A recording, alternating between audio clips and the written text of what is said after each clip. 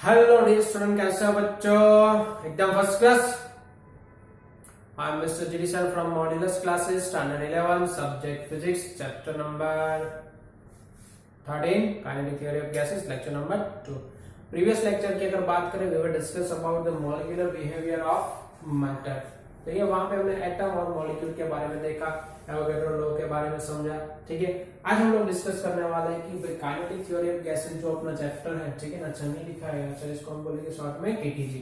ठीक है, kinetic theory of gases इसके नजदीक पहुंचने वाले हैं। ठीक है, पहले हम लोग देखेंगे कि भाई गैस का बिहेवियर कैसा है। ठीक है, तो पहले हम लोग डिस्कस करने वाले आज बिहेवियर ऑफ गैसेस।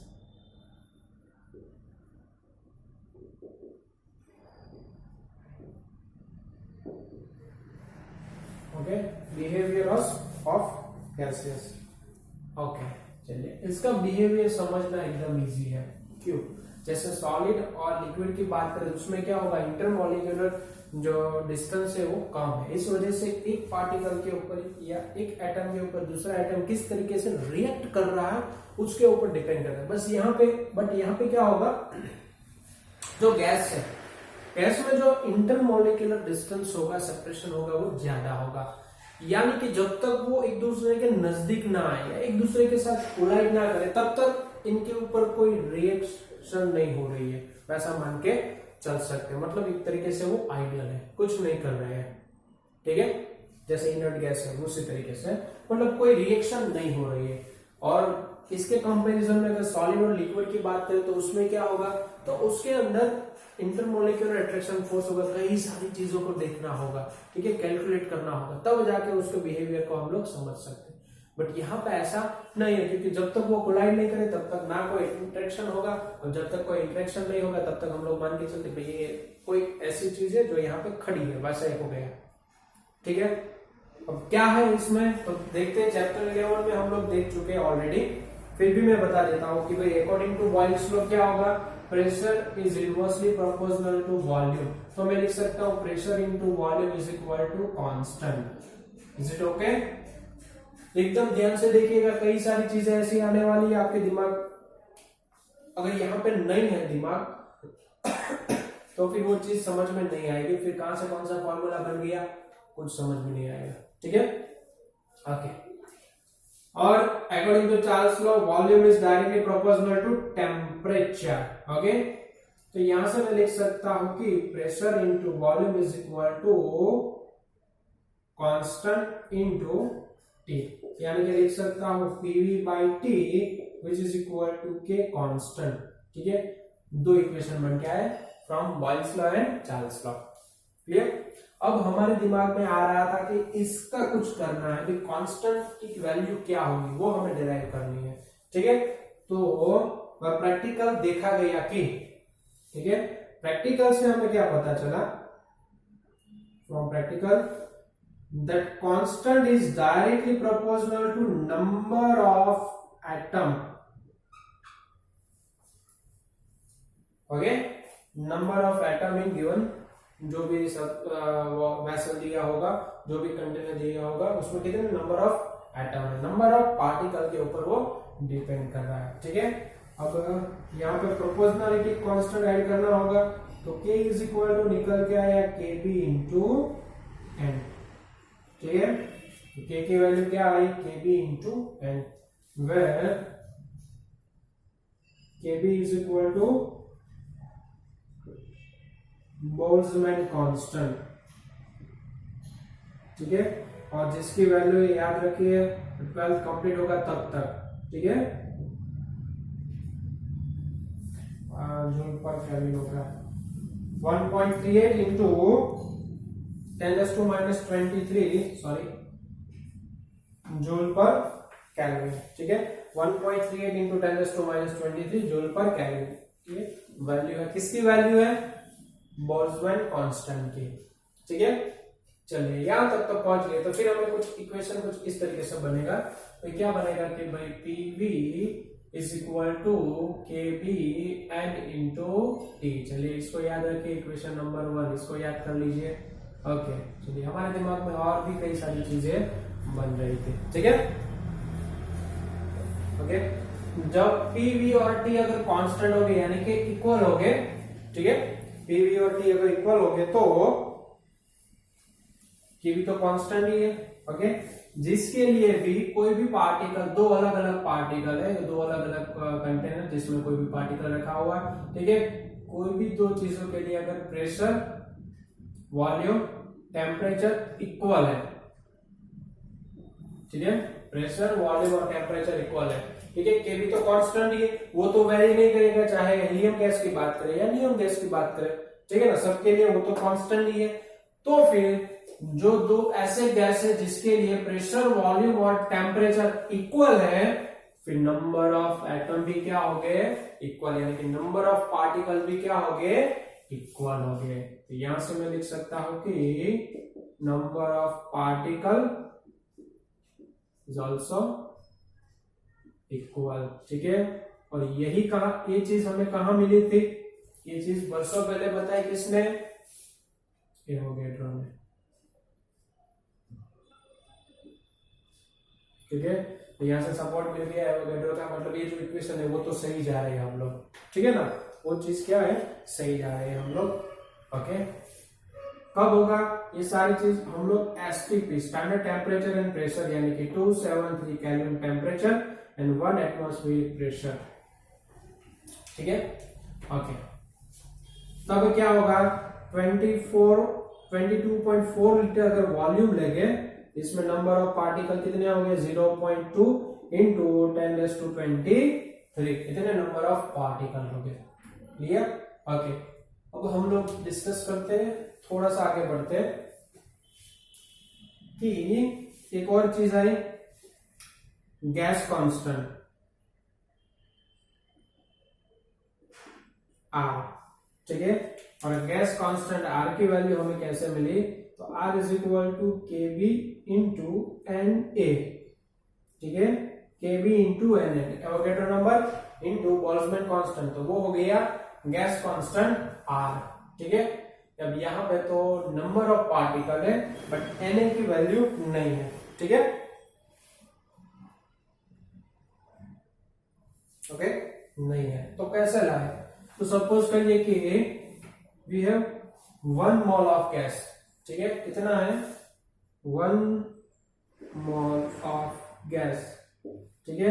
तो इसमें कितने नंबर ऑफ पार्टिकल हो गए, एक मोल में एन जितने हो गए, तो इसके इक्वेशन लिख सकते हैं, PV is equal to K B into N A into T, ठीक है, clear.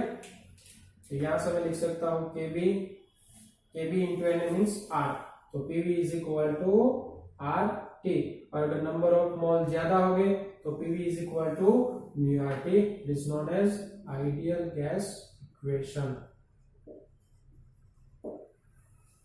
Okay, ideal gas equation, ठीक है। म्यू की जगह मैं लिख सकता हूं मोल, मुझे कैसे मिलेंगे, मास अपॉन मॉलिक्यूलर वेट, ठीक है, मास अपॉन मॉलिक्यूलर वेट, और विच इज इक्वल टू मैं लिख सकता हूं number of particle available in a container divide by Avogadro number. तो इसको भी मैं 1 मोल बोलूंगा, जब मोल में कैलकुलेट कर सकता हूं नंबर ऑफ पार्टिकल की हेल्प से। कैसे, देखिए 1 मोल गैस में कितने पार्टिकल हो गए, एन जितने, तो n नंबर ऑफ पार्टिकल दिए होंगे तो उसके लिए कितने मोल हो गए, तो यही आएगा फिर। तो म्यू इज इक्वल टू, ये फॉर्मूला बनेगा m upon m naught is equal to n upon n है, क्लियर।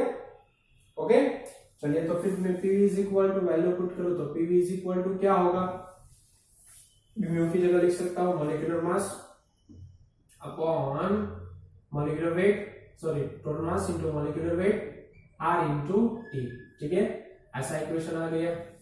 अगर मैं V से डिवाइड करूं इसको, ठीक है, बोथ साइड V से डिवाइड करूं तो P इज इक्वल टू क्या होगा, mass upon m naught P into R T, but we know that volume V is equal to क्या होगा, mass upon density, okay, means mass m divide by density row.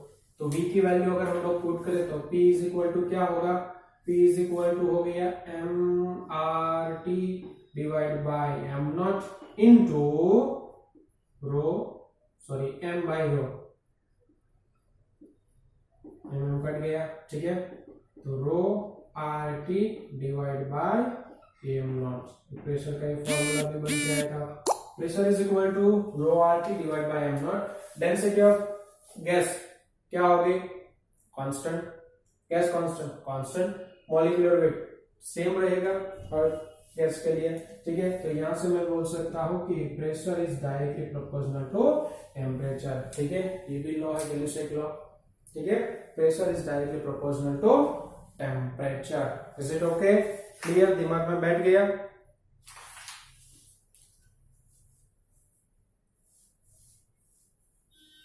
Okay okay.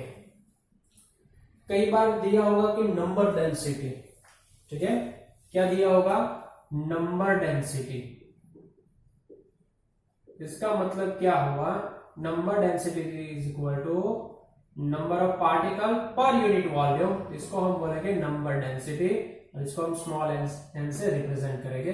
अगर मैं volume से divide कर दूं, ठीक है ना, m बाय एम नॉट की जगह मैं लिख सकता हूं n डिवाइड बाय एन, ठीक है, m डिवाइड बाय एन। अच्छा, एक और चीज आपके दिमाग में शायद ये आया होगा कि sir is equal to mu R T कैसे लिख सकते हैं, ठीक है ना। म्यू मीन्स क्या हो गया, n डिवाइड बाय एन हो गया, r की वैल्यू है kb into N, N cut गया तो क्या इक्वेशन आया, ये इक्वेशन आया pv is equal to kb into nt। कुछ नहीं किया, मैंने सिर्फ n से डिवाइड और n से मल्टीप्लाई किया और kb इंटू n की वैल्यू रख दी है, ठीक है। और n बाय n का मतलब क्या हुआ, म्यू हुआ, ठीक है। तो यहां से फिर pv is equal to mu R T equation आएगा, ठीक है। ऐसा कुछ होगा तो मैं लिख सकता हूं p is equal to volume से डिवाइड कर दिया। अच्छा, किसको डिवाइड कर, इसको करेंगे, इक्वेशन 1 को अगर मैं वॉल्यूम से डिवाइड करूं तो p इज इक्वल टू क्या होगा, kb n by v into T. तो p इज इक्वल टू एक और इक्वेशन बन के आया n इंटू टी। चाहे कोई भी फॉर्मेट में दिया होगा, आप लोगों को सॉल्व करना रहेगा। जितने भी बॉक्स बनाए हैं वो सारे इंपोर्टेंट फॉर्मूला है, ठीक है। Is it okay? चलिए, इसमें कोई डाउट है जल्दी से कमेंट करके बताओ। ओके, क्लियर ना? चलिए फिर आगे बढ़ा जाए, इसको नोट डाउन कर लीजिए, स्क्रीनशॉट ले लीजिए, फिर हम लोग आगे बढ़ते हैं, ठीक है। ये सारे इक्वेशन इंपॉर्टेंट इक्वेशन है, इसी के बेस न्यूमेरिकल भी आएंगे। जल्दी से स्क्रीनशॉट ले लीजिए, फिर डन कर दीजिए, कमेंट बॉक्स में आप लिख सकते हो।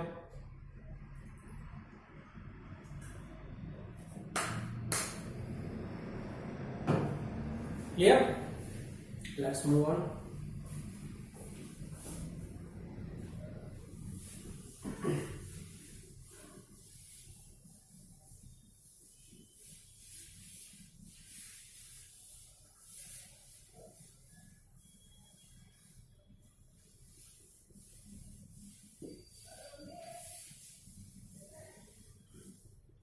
चलिए, आइडियल गैस इक्वेशन आ गया।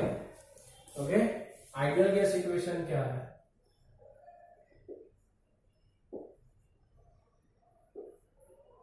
PV is equal to mu R T. अगर मैं रेशियो लो PV divide by mu T which is equal to क्या होगा, R. R a gas constant, हर गैस के लिए वो इक्वल होगा, ठीक है। तो पीवी बाय म्यू टी अगर मैं लो, मतलब कि प्रेशर, वॉल्यूम, टेम्परेचर और नंबर ऑफ मोल सबके लिए सेम हो गए, तो क्या हो गए भाई, गैस कांस्टेंट, मतलब कि सब के लिए सारी चीजें इक्वल होगी, ठीक है। मैं यहाँ पे ग्राफ ड्रॉ करता हूँ। अगर पहले आइडियल गैस की बात करें, ये हो गया आइडियल गैस इक्वेशन, ठीक है। मैं ग्राफ ड्रॉ करता हूँ PV divide by mu T versus pressure का, ठीक है। 0, 200 एटमॉस्फेयर या 300 कुछ वैल्यू दी हुई है, ठीक है। पीवी बाय म्यू टी, यहाँ पे आप देख सकते हैं PV by mu T is equal to R, constant है, ठीक है। मतलब कि ये जो चीज है यहाँ पे कांस्टेंट पे डिपेंडेंट है, यानी कि वेरी नहीं करेगा। अगर आइडियल गैस होगा तो फिर ग्राफ कैसा होगा, ऐसा मिलेगा। PV by mu T versus P का ग्राफ कैसा होगा, ऐसा। क्यों? क्योंकि ये जो चीज है वो पी के ऊपर डिपेंड नहीं कर रही है, ठीक है।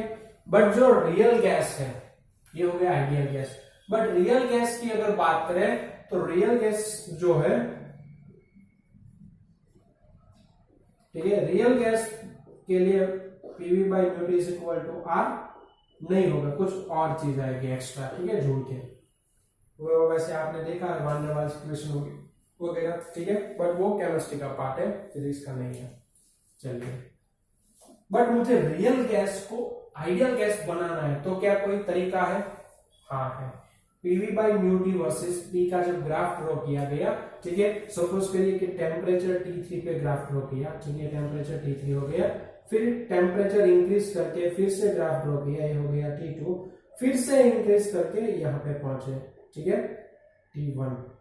तो टेम्परेचर जैसे जैसे इंक्रीज करते गए वैसे वैसे जो ग्राफ है इसकी अप्रोच किस तरीके से, भाई आइडियल गैस की तरह, ठीक है। और अगर मैं लो प्रेशर की बात करूं, देखिए यहां पे देखिए ये तो एकदम नजदीक हो गया, ठीक है, तो मैं बोल सकता हूं कि at low pressure and high temperature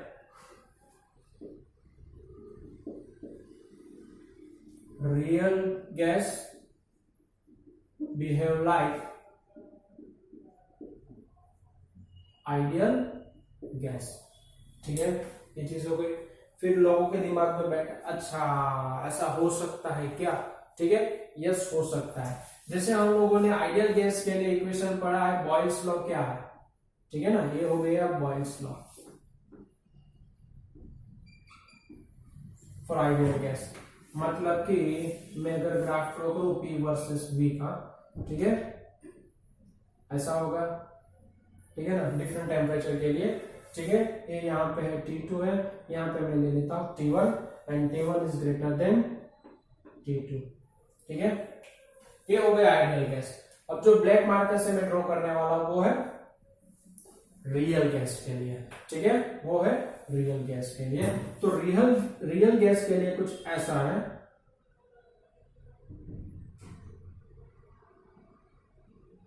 ठीक है, ये हो गया फॉर रियल गैस, ठीक है। जैसे टेम्परेचर इंक्रीज होगा तो भाई, और प्रेशर जैसे डिक्रीज होगा, जैसे यहाँ पे प्रेशर कम है तो वो लगभग इक्वल हो रहे हैं आइडियल गैस। ब्लू मार्कर से लाइन ड्रॉ की है वो कैसी है, फॉर आइडियल गैस, और जो डॉटेड लाइन है वो रियल गैस के लिए है। तो रियल गैस और आइडियल गैस एक दूसरे के नजदीक कब है, मतलब दोनों कब एक दूसरे में जुड़ जाए, मतलब दोनों एक हो जाएंगे, कब पॉसिबल है, जब प्रेशर क्या होगा, कम होगा, और टेम्परेचर क्या होगा, ज्यादा होगा, ठीक है। तो ये तो बॉयल लॉ है। फिर किसी और के दिमाग में भी गया कि क्या सच में ऐसा हो सकता है, यस, या वेरीफाई करना है, फिर चार्ल्स लॉ को वेरीफाई किया गया। चार्ल्स लॉ पता है, volume is directly proportional to temperature, ठीक है।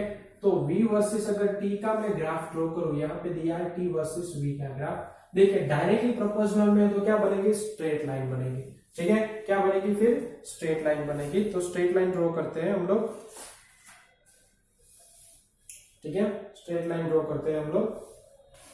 अच्छा, कांस्टेंट प्रेशर पे, हाँ वैसा भी होगा, ओके, यहाँ पे प्रेशर P1, प्रेशर P2।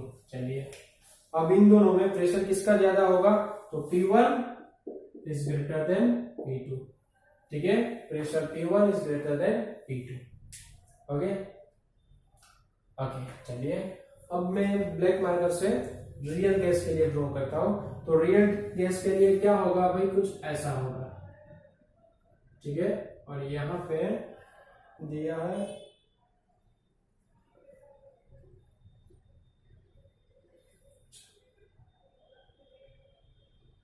कुछ इस तरीके से, ठीक है।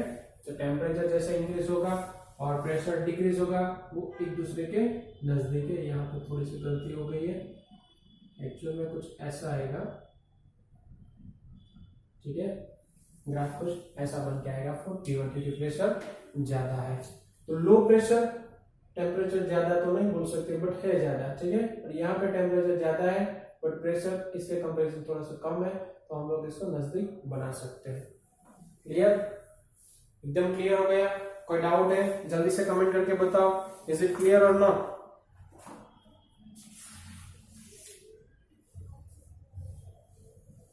ओके, जल्दी से कमेंट करके बताओ, क्लियर और नॉट? क्लियर? चलिए, थोड़ा एकदम छोटा सा टॉपिक बाकी है, उसको हम लोग डिस्कस कर लेंगे, फिर लेक्चर ओवर। क्लियर? सपोज करिए कि ऐसे दो पार्टिकल या ऐसे दो गैस मैंने लिया है, ठीक है, नंबर ऑफ मोल इज μ1 μ2, ठीक है, प्रेशर दोनों का इक्वल है, टेम्परेचर भी इक्वल है, ठीक है, इन दोनों को मैंने मिक्स किया कहीं पे, ठीक है, एक कंटेनर है, इसमें μ1 जितने गैस A है और μ2 जितना गैस B है, ठीक है, तो क्या होगा गैस इक्वेशन, कुछ नहीं करना है, ideal gas equation PV is equal to mole है तो सिर्फ और सिर्फ इसको ऐड करना है, ठीक है, सिर्फ और सिर्फ इसको क्या करना है, ऐड करना है। दो ऐसे गैस है जो एक दूसरे के साथ रिएक्ट नहीं कर रहे, इंटरेक्ट नहीं कर रहे, ठीक है ना, कोई रिएक्शन नहीं होगी, ठीक है, देयर इज नो